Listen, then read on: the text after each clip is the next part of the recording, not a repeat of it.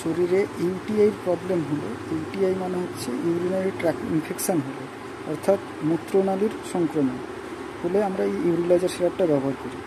এবার মূত্রনালীর সংক্রমণ লক্ষণগুলো কী কী সেটা জানতে হবে।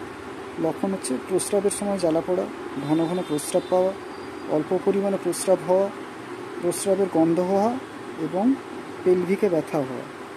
এটাই হচ্ছে সাধারণত মূত্রনালীর সংক্রমণের কিছু লক্ষণ। এই সিরাপটিতে পটাশিয়াম সাইট্রেট এবং সাইট্রিক অ্যাসিডের সংমিশ্রণ থাকে। এটা প্রস্রাবের পিএইচ বাড়াতে এবং এটাকে কম অম্লীয় করতে এটি মূত্রনালীর ক্ষারক হিসেবে ব্যবহার করা হয়।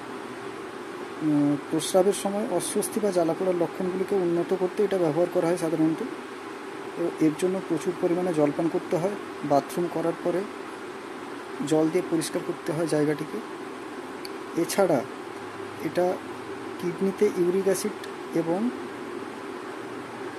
সিস্টাইন পাথরের সংগঠন প্রতিরোধ করতে সাহায্য করে এবং বিপাকীয় অ্যাসিডোসিস পরিচালনায় সাহায্য করে।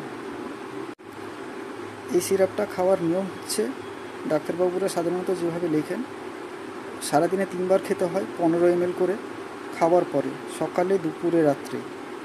এটি সরাসরি খাওয়া যায় না, এটাকে হাফ গ্লাস জলের সঙ্গে মিশিয়ে খেতে হয়।